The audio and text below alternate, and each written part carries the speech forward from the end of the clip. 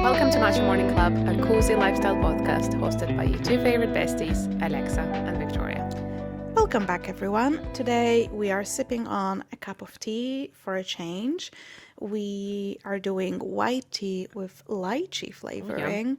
We're having a heat wave in Edinburgh and it's quite hot, and I didn't get any ice. So we couldn't do iced matcha, so like a nice lukewarm tea it is.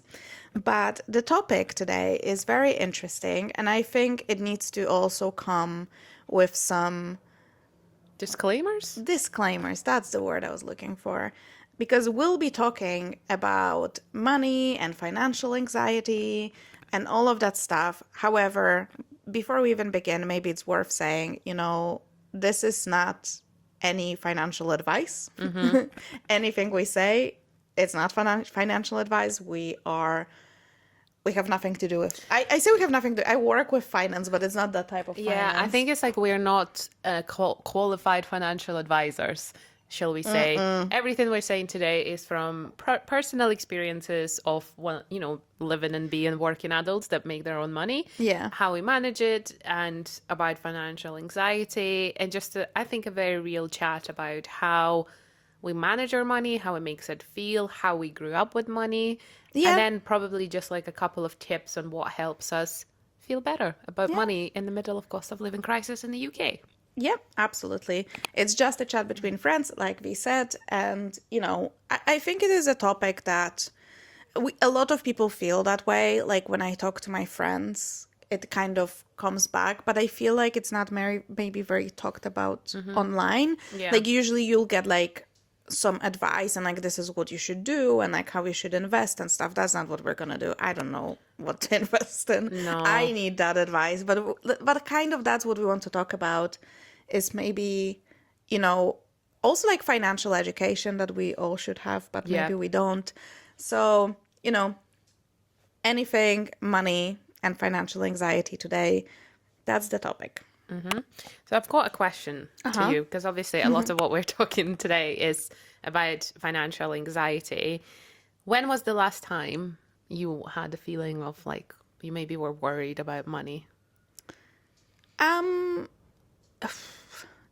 be fair, I am extremely privileged, blessed, and lucky to never been in a situation when it was like a very serious issue. Like I never was in a situation like I cannot afford my rent, I cannot afford food, like, the basics. Yeah.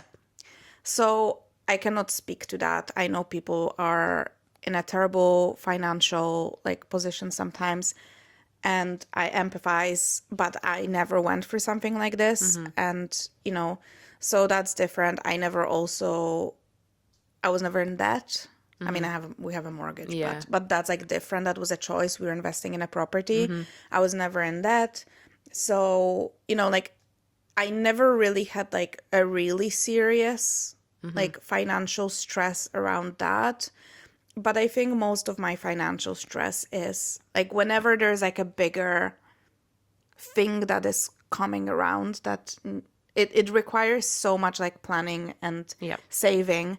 And I think that's what it is. So currently we are saving for a trip to Australia. And Alex. And a wedding. Just got engaged. Woohoo! Congratulations, Alex, from everyone who's listening to this. So if you want to say congratulations to Alex, please comment under this episode on Spotify or YouTube, whatever you're listening. And wish Alex congratulations on the engagement and money for the wedding. Money for the wedding. That's exactly honestly, that. So hopefully this podcast grows that we can support Alex. Honestly, any ladies that got recently engaged or are planning a wedding, I just wanted to ask if you felt the same way, because it's such a high, because obviously you get engaged. But then literally the thought of the wedding and the financial side of it, it hit me like a ton of bricks. And it was mad because my mother asked me right away, when's going to be the wedding? And then we started thinking, and we looked yesterday how much DJ costs. And I was like, ha. And that's one. And then I saw my friend yesterday, and she's already married. And she was like, yeah, and you need to get this, and you need to that, and you need that. And it's like, oh, maybe start emailing venues. And I was like, You need to really start getting on top of it right away. yeah, and because we also have that Australia trip next year. So I was like, okay. And I also, another thing. So, well, there's your answer. I also have to pay for my citizenship application later this year, which is like $2,000. So I'm like, right. Like, where do I start? What do I do? So yeah, it is a lot. How about you? I think you know what you're gonna answer. So like I've just same like immigration story. I've just paid £3,200 for my immediate what is it called again? Why did I forget what's it called? Indefinite, sorry, not immediate. Indefinite leave to remain. And now I'm entered a 6-month wait to get that permit to basically be able to stay in the UK forever. And then after that, I will also be, considering all goes successfully, I will also be looking at getting citizenship. So that's another 1,800. So that's, I'm pretty good at saving. Like I'm able to save money. Obviously, sometimes, you have emergency situations like your dog needs treatment. There's this, there's that, anything. Like I can save, like, we earn enough to save. But to me, anxiety starts if we get like, if I had to pay this amount of money from my savings and when I do make that payment, I feel like I have no money. I feel like, oh my God, like what the hell? But I'm like, well, I'm still making it. It's not like, it's not like I spent 3,000 and I'm not making any money after it. It's a bit weird. So that's when I'm like, if I have to make a big purchase, afterwards I get a little bit of anxiety. I was like, oh shit, like I've spent this money now and then I don't have the same amount of money left. So what I do, that's where it comes to me. And we had like worse situations because I didn't work for the first year that I was in the UK. So like I was supported like by my parents and then like my boyfriend at the time. And strangely, I didn't have as much money anxiety back then as I do now.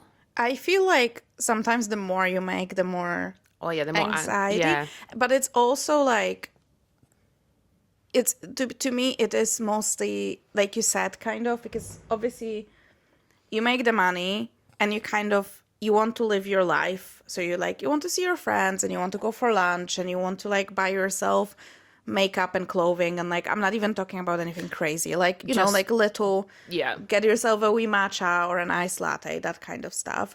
But then you also like you should be saving into your like, like you should have like a pot that is like for like the rainy day fund, emergency fund, that you're not touching. But then like I'm like, oh, I created like a separate account for my Australia trip.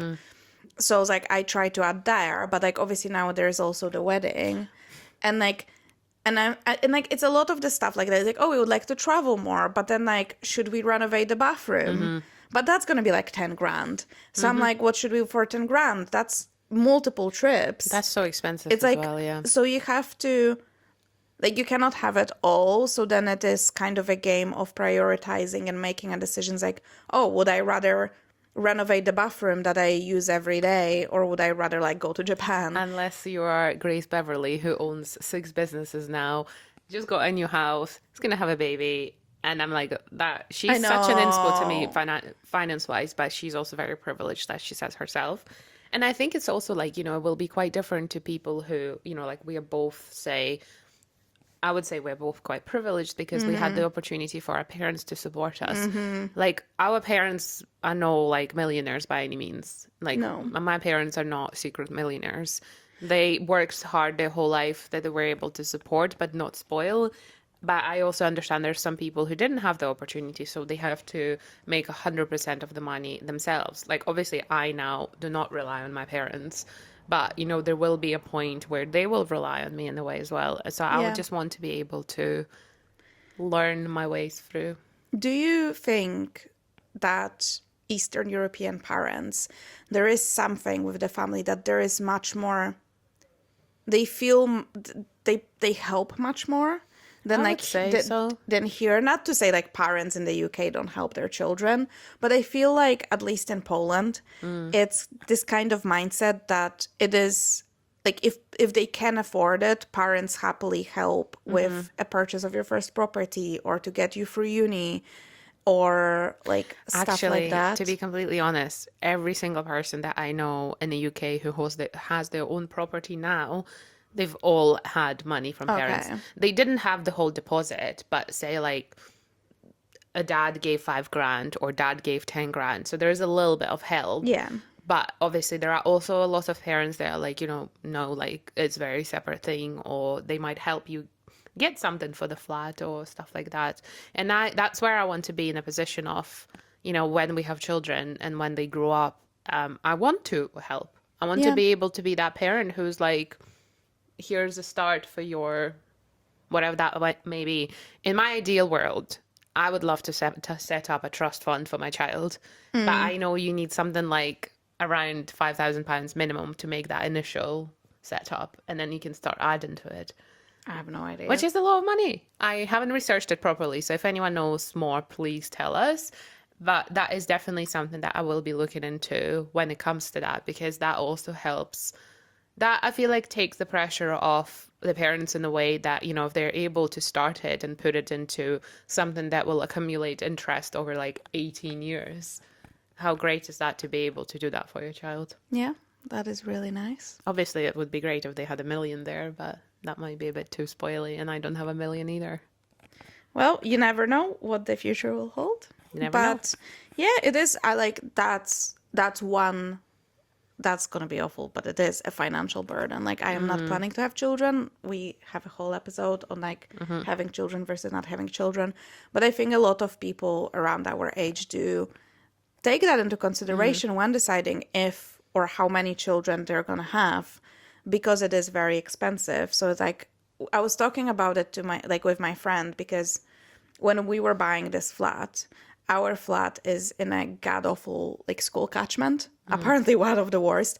I didn't know that because like we are not planning to have children. Yeah. So like it was cheaper. It wasn't a because factor for you. yeah, because it's not something that we're happy to like deal with, because it's not going to be an issue for us ever. But I have a question for you. If we're going to go back to like everyday finances, are you a checker or are you an avoider when it comes to your like bank account? I'm an avoider. I am an avoider. I would as love well. to be a checker, but I just can't bring myself to it. Like, especially when I know. So, majority of my bills come out on the first of the month, right after I get paid. And that's when I'm like, I would check my account as soon as I get paid, but I wouldn't check it after I got all my bills out, because that's a lot of money coming out. Mortgage, council tax, various other bills. And I'm just like, it's kind of like, I know I have the money there. I just don't know how much exactly. And it does give me anxiety, because I'm well aware that knowing how much you have in your account is a lot better than not knowing. One of the things I started doing, which we'll talk about in more detail when we come to the tips part, is that I have started looking back at the statements. I have started printing them and like circling the things that are like clearly waste. And it's a very eye-opening exercise. Yeah, that's something I need to do. And it's so shameful, but like that was one of my New Year's resolutions. So if it was yours as well, maybe we can, that's a reminder. But I was like, I should actually look. And my first like ex-boyfriend, like ages ago, he had a spreadsheet where he would add all of the stuff, and it would kind of like calculate for him like how much monthly he spent on like subscriptions, Yeah, on yeah, like yeah. coffee and clothing and stuff like that. He would categorize it, and I was like, I think I should do that. I think that would be a very eye-opening thing, and you know, it needs to be done. It needs to be done, especially now with a lot of Stuff coming up. stuff Yeah. coming up. And like it's really good for you. And I know people say you should be checking your account every single day. I don't know if every single day is necessary. Maybe, but I feel like weekly. Weekly, 100%. Yeah, I would agree with that, because like there are bills for us that come out weekly. Obviously, we do the weekly shop, fuel, subscriptions, like a lot of that stuff. And I think at the end of the month, to understand and compare to the previous months as well, and be like, okay, so what's going into savings? Because I know a lot of people would put their savings away at the start of the month as well. And then other people would only put whatever is left at the end of the month in the Yeah. savings. And it's quite two different, very different approaches, because obviously at the start of the month you have more money, so you're able to maybe put more, but then you also need to know that whatever you have left will be able to cover your spending Yeah. across 3 weeks or 4 weeks. So in my case, with my husband, for example, so I get paid monthly, he gets paid weekly because he's in a trade. So technically, my salary pays for all the bills because we have a big chunk come out. And then whatever he gets paid is more like a recurring living kind of Okay. situation and savings. So it's like, and I quite like that because I know that even if we're feeling a bit low on spending money, I know we'll get a boost on Friday because he gets paid again, which is quite nice. But we used to have a habit of like putting a certain amount every single week. We kind of stopped doing that now because we had like, again, we had a trip to Florida, which we were saving for loads, my visa. And I think now that we don't have any big, like, I mean, apart from my 30th trip that I've not even sorted yet, we need to go back to just regular building up those savings back because we did spend a lot in the last 6 months.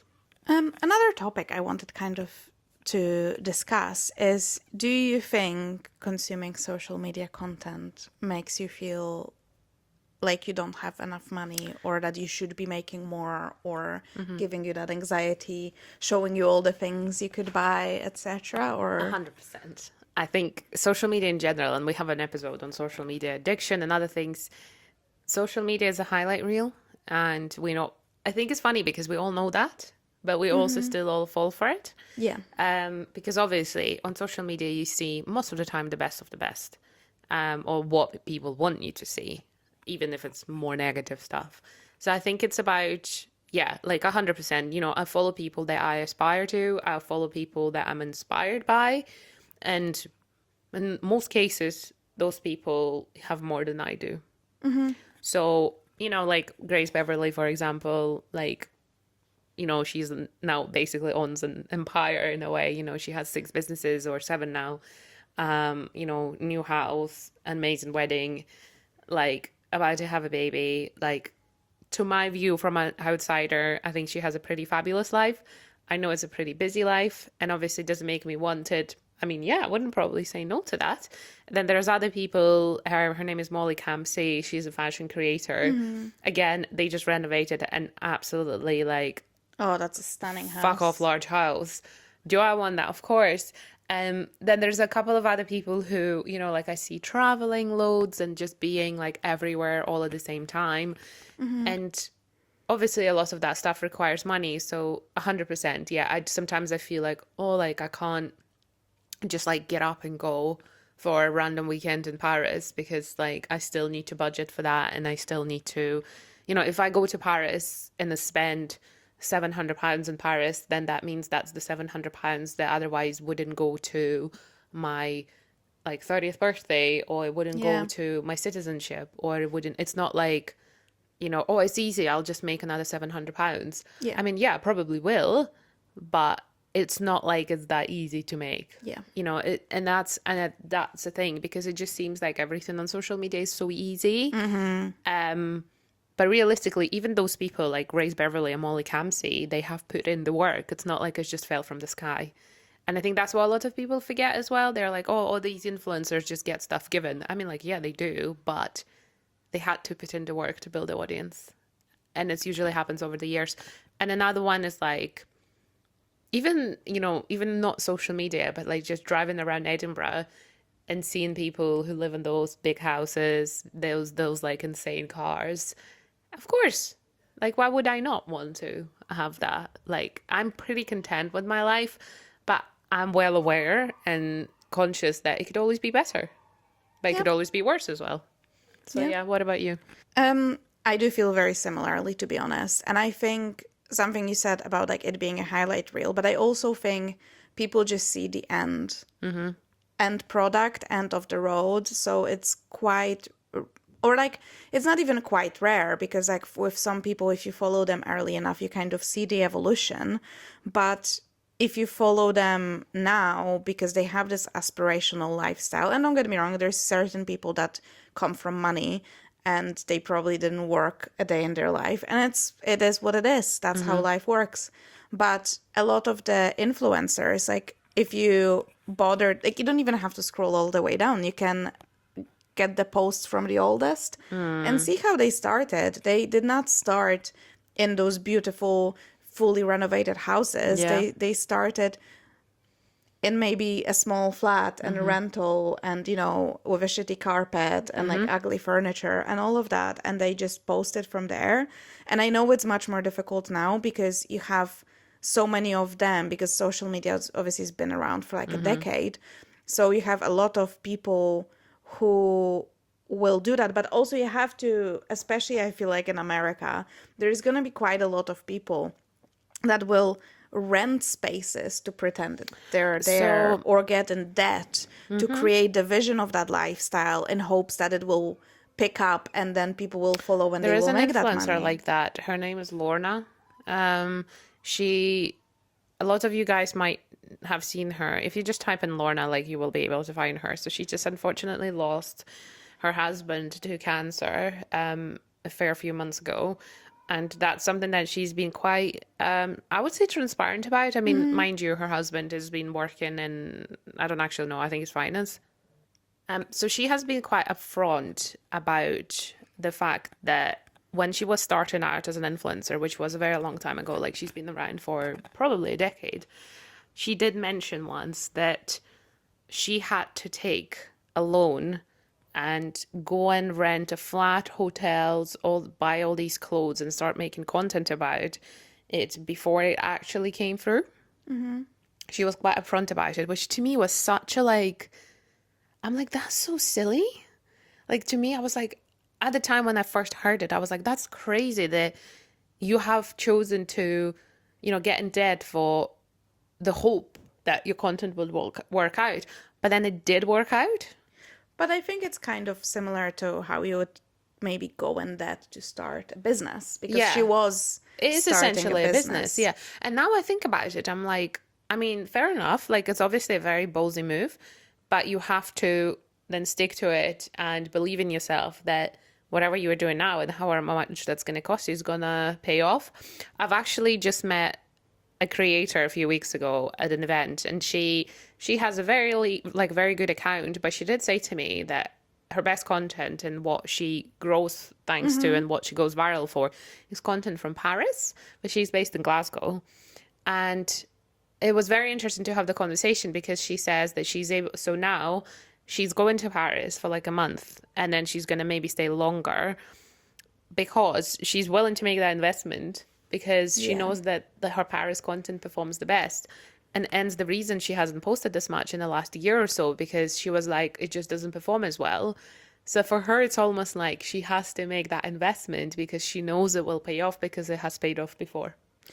That is fair enough. But I also think, thankfully, on the bright side, I think like 10 years ago or even like 8 years ago or however many, that kind of very aspirational content was the king. While I see a big shift. People want relatable content now. Yeah, it's a bit more And, you know, personality like, led. yeah, and but it's also like just kind of seeing just regular people maybe trying to work around their 9 to 5 and like living in normal apartments and kind of building their life. Because like they can be an inspiration because they're closer to you. So if they do something and they will say like, oh, let's say started maybe getting into investing and I was like reading these blogs and these books and like I kind of did that and then I got this like £5,000 out of it. That's like, oh, I could do that. I could invest maybe £1,000 and then like, you know, it's more achievable versus there's like, hey, here I am on my private jet. And you're like, but then on the other hand, and that is my question as well, because what is enough? Because you can always get more. We were actually talking about this on Monday with our friend Sana, how, you know, Elon Musk was the first trillionaire and apparently he already made another trillion. And I was like, no one needs that money. No one needs $1 billion. You don't need to be a billionaire. Like, this is the amount, like, I saw a video, if I find it, we'll link it because it was like a TikTok. When the girl did like show, like on on a like little scale slash graph. It's like how much is a million and how much is like 10 million and how much is then like 100 million, like billion and stuff. And like the jump from like absolute millions and millions to a billion is unbelievable. Yeah. And to see it With like like visualized is, I was honestly jaw on the floor, because I know billion is a huge amount of money, but like it's worth seeing. And you know, a single human being or a family unit does not need that amount of money. And you know, like it gets to the point where I'm like, yeah, you can always get more, but like what for? Like when is, and there is also a statistic, and I will try to find it, because I don't they calculated the exact amount of money that makes people the happiest, Oh, and yes. anything above it, it just- doesn't change your level of happiness.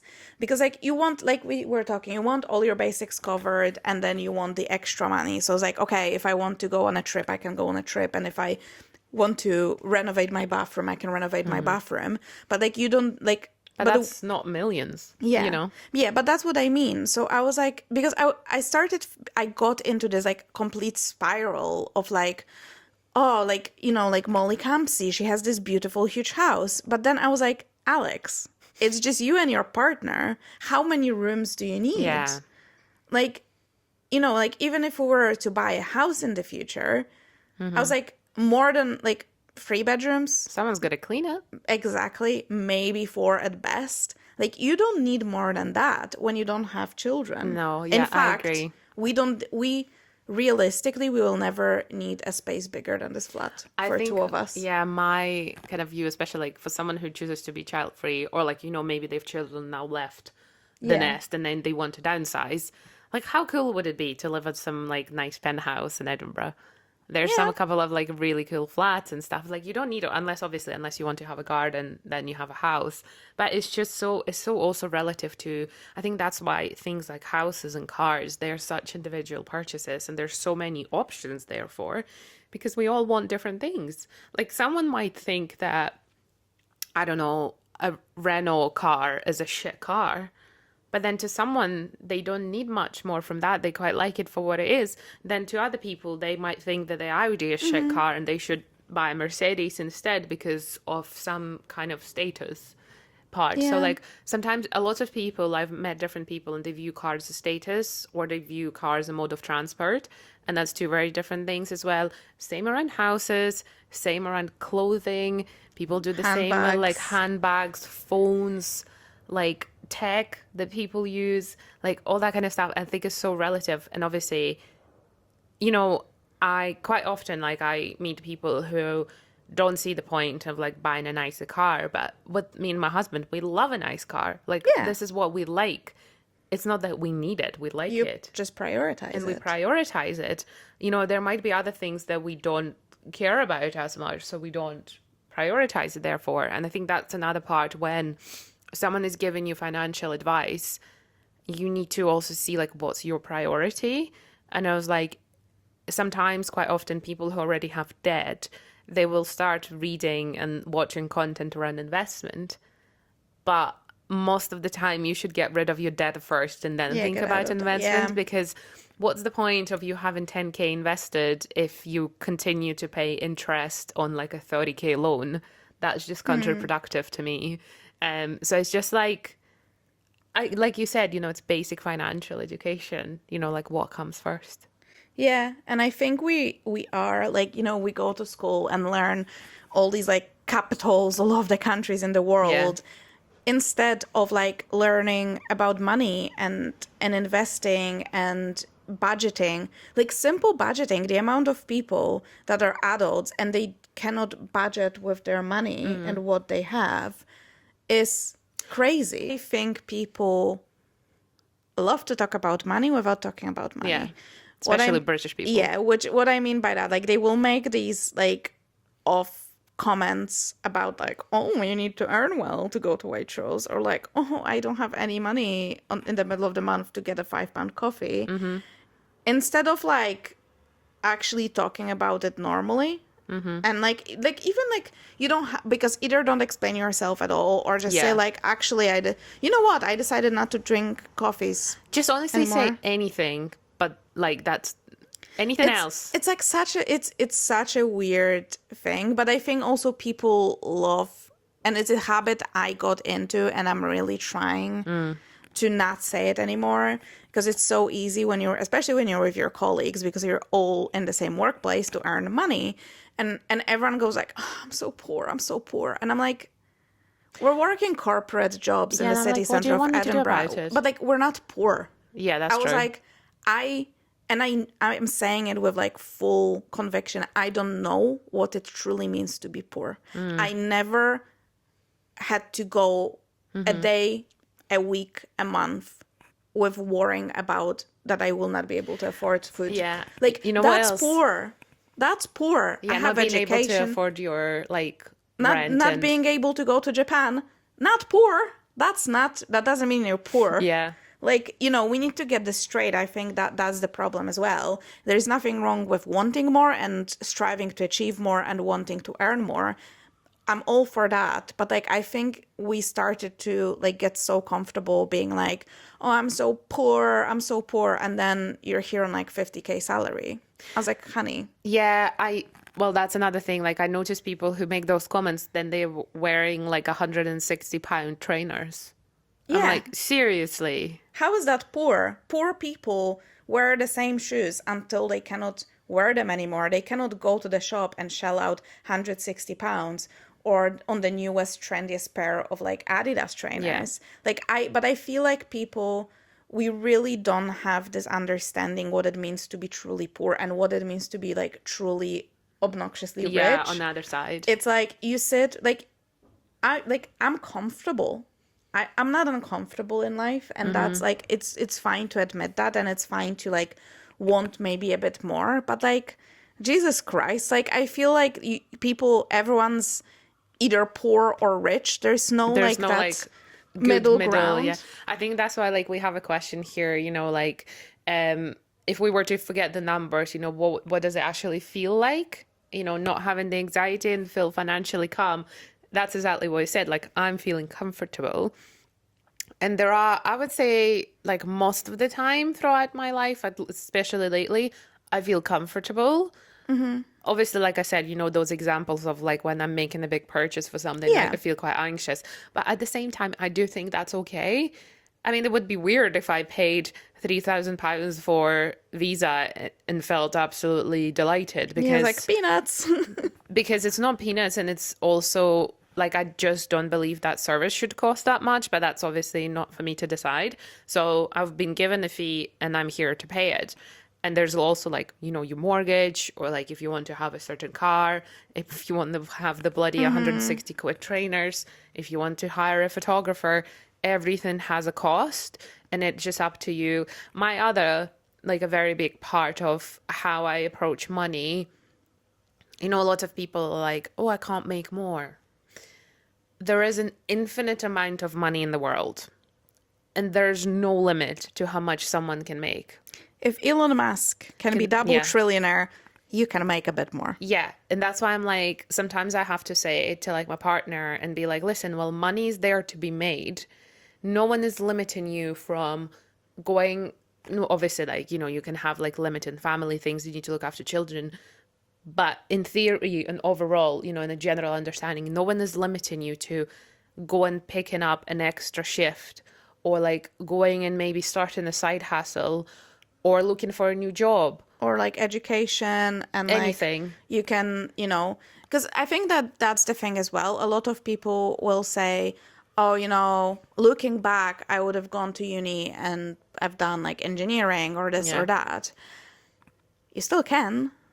Like there's no age limit on university. You can apply at any point in your life if you think, and like, don't get me wrong, I know especially for the UK audience, it's different. In Poland, university is free. Mm-hmm. Well, to be fair, most people, like my mom did university later in life, and she had to pay because then you do it on weekends. Oh yeah, if it's like a special course. Yeah. Yeah. So obviously she can do it and work at the same time. But, you know, there's options. And she had a child. Like, I don't know how old I was, 7, Yeah. maybe? I think if we 9? were overall, if we wanted to like list a few tips on how to maybe get better with your money. This is a tip I need.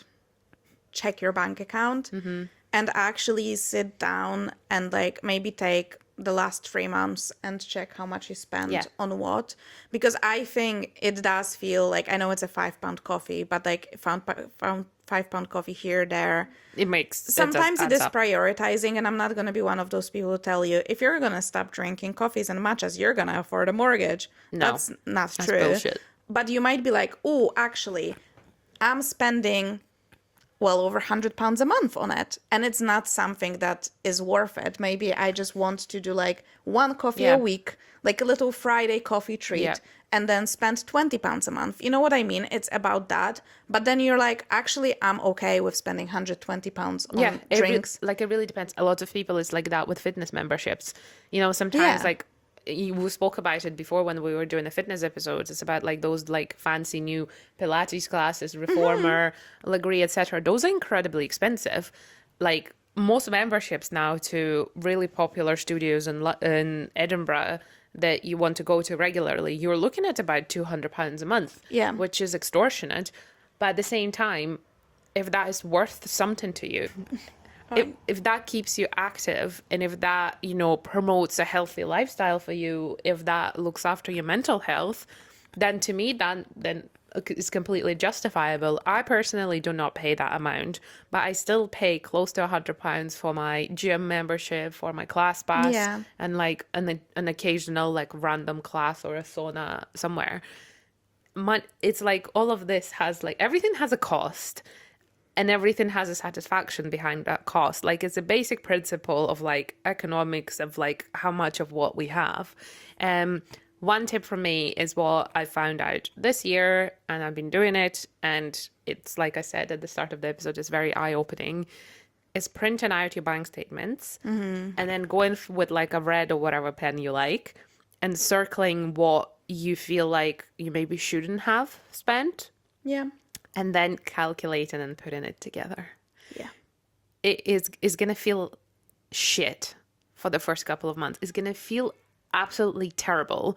Unless you're already sorted with your finances. But I feel like if you're listening to this episode, you know, there is a reason you're listening to it. So the first time I did the January statement, I was mortified. Because when you're looking through it, you're like, it's here, there, and everywhere. But it's little bits. But when you add up the little bits, like, I'm going to be completely transparent, there was hundreds of pounds there that we didn't have to spend. And if you think about that within like 3 or 6 months timeline, that's a holiday. Yeah. Or that's like a deposit for a car, or that's a new fancy handbag that you wanted for the last 3 years and you felt like you had no money to buy. It's so simple, but it's absolutely groundbreaking. And I think it's about being honest with yourself. Like, again, we said that before in previous episodes, like, stop kidding yourself. Like, be honest with yourself, because you're the person who's doing it and you're the person who can fix it as well. It's not like someone else takes your bank card and goes mental. Yeah. I mean, there might be some people, but like most of the time, I know. it's you. So, yeah. Another tip, which is like similar thing, check your subscriptions. Check, especially if you, for example, if you have an iPhone and you know you can go onto Apple Store, because sometimes there's like sneaky subscriptions that you paid for an app years ago and you keep paying for it like £2-3 every month here and there. And I know it sounds like silly, but it does add up as well. And you're like, I don't even know what this app is anymore. Yeah. Like, it's just buried somewhere on the phone. Your, like, I think it's also like, you know, Netflix, Disney Plus, all of that, Amazon Prime, whatever. Like, do you find yourself watching one of them or like all of them? I mean, if you're watching all of them, fair enough. Yeah. Like, you keep paying. But if you feel like 90% of the time you're watching Disney Plus, you know, maybe cancel Netflix and Amazon Prime for now. And then if there's something that you want to watch on it, that way, you know, I don't know, Netflix is like £17 or something now. Yeah. You know, if you're not going to watch it for 3 months, that's like a weekly food shop already. Yeah. Saved there. It's just like, it's so simple, but it's so hard at the same time. And I think it's gonna suck for the first little while, but once you get in the rhythm of like being aware and doing it, there's so many different apps now as well that help you put money into pots for different Yeah. things. There's budgeting, there's things that like even so we use Royal Bank of Scotland. They have you can press like little bits and it will tell you how much money you spent on household bills, like entertainment, food, la la la. It also splits you that way. Someone said as well, on top of that, that if you really want to get into the nitty gritty, get all the receipts, Yeah. because the bank app will tell you you spent X amount in Tesco, but will not tell you what on. So then you get all your Tesco receipts and you're like, oh, actually, I'm getting like energy drink every time. Like, and Yeah. I actually don't want to drink them, or like these sweets or this or You can that. go quite granular, yeah. Yeah. I would say as well, this is like a bit time consuming and maybe boring, but obviously, meal planning and prepping. It's not only good for your body, Yeah, it's good for your wallet. it's good for your wallet. I'm actually very excited. I'm starting a new job and my office is not in the city center, and I'm hoping it will save me Yeah. money, because there's nowhere to like go for lunch. Because it's very like, one of my lovely colleagues I used to work with, he mostly works from home, but then he'd come on Wednesdays and we'd do like lunch Wednesdays and we'd go out. But then it's like 15-20 pounds Yeah. every time if you go to a sit down restaurant. Even if it's on a meal deal, then meal deal. Even Like if a it's deal. like a deal, lunch deal, it's still, you add a drink on top and stuff, and then you pay obviously a service charge now. So yeah, it adds up so easily, and I saw myself also being like, oh, I'll just pop into Uniqlo or into Boots or into there and like just buy things. So I'm really hoping, maybe you're like me and sometimes you just need to have like actually just distance yourself from certain things physically. I mean, in my case, it wasn't my choice. It's just how it worked out. But I'm thinking like, if you know you're easily tempted, don't go for a Yeah. browse in a shopping center. Yeah, don't like give yourself the fuel to do. Yeah, exactly. More than, necessary as well, because sometimes, or like, stop browsing online shops. And we talked about this, but like if you are a spender, online spender, like save stuff in a folder. I keep doing And that. return to it later. Yeah. Yeah. And then I will go into that folder once in a while and I'm like, I don't even know why I saved this. I Yeah, don't I'm like this what is anymore. this again? Yeah, and another one that's obviously like a lot of people fall in the trap of like apps like Klarna. I think it's fine to use if you're like, I personally only use it when I'm ordering from a new website when I don't know my sizing Yeah. and I want to like maybe order like the same thing in like a couple of different sizes to see, and then I will just return the one I don't need. But I know a lot of people who've fallen in a trap of like, oh yeah, I need some new clothes now, but I'll pay for them later. And obviously it has like paying 3 or paying 30. And it's terrible. Like I known people who were like, oh, I have 500 quid due to Klarna and stuff like that. I'm like, that needs to stop. So just like, if you can't be trusted, don't use it at all. If you can't Yeah. afford the clothes, you can't afford them. That's how it Yeah. finishes. Same with like tech and stuff like that. Credit cards, I feel like that's a whole different conversation. It's too much to cover now. But again, if you can't trust yourself, just don't get one. Yeah, just don't get It's one. not worth it because you will fall into not paying off the whole thing, and it's just not. And then trust you're me. paying extra money to pay. Yeah, trust off me, in it's just not worth installments. it. And I feel like there's a lot of like we can maybe put a post together on social, some like our main things that we would recommend as well for you guys to save.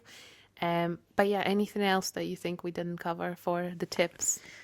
No, I think, like we said, we're obviously not like financial advisors. And maybe that would be my tip. Like, if you're really, really struggling, you can go and find professional help. And it might cost you money initially. Yeah. But also, look, I do not know. I'd have to look into it. I know, for example, in Edinburgh, you have like First Mortgage, which is free mortgage advice.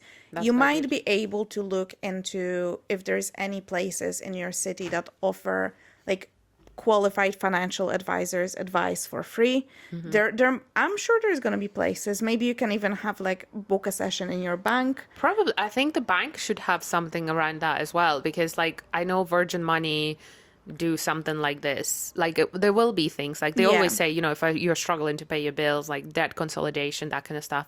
I think another thing we'll do, there are a couple of books that we have read or started reading, so I'll put them down in the description so you guys can have a look.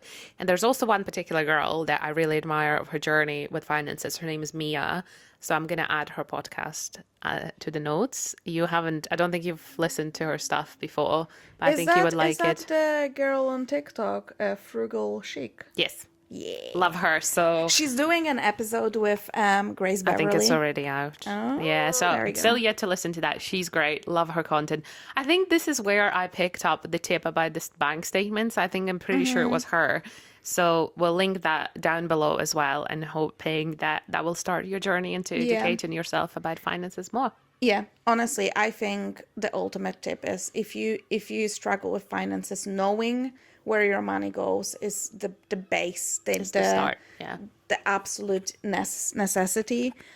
So I need to actually look into that more, especially now when, but like, you know what? Don't be like me. Don't look into it when you have a lot of expenses coming up.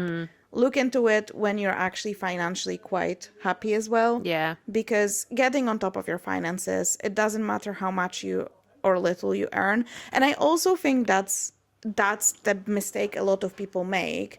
They don't think, but they think because they don't earn more, or they're like at the beginning of their journey. There's like no point. No point in looking into it. But like if you cannot handle £500, you cannot handle £500,000. Yes, that's a very good way to end it. Here we go. Okay. Well, thank you guys so much for listening. Really appreciate you spending an hour or so of time with us. If you loved this episode, please leave us a review, follow us, subscribe, whatever you're watching. You can also leave comments on YouTube and Spotify. And if you ever feel like you need, a shoulder to fall on, we are always there with our DMs. Yes. Our DMs are always open, and we are at Matcha Morning Club absolutely everywhere. And Yes, thank you as always for listening and spending your morning with us. And yeah, if we could ask you for one thing, on Spotify, it's very easy to rate. Please give us 5 stars if you're enjoying the episodes we're putting out. It massively helps us. It's very, very simple. So if you could do that, that would be great, and I'd be very grateful. And we will speak to you next Tuesday morning. bye. Bye.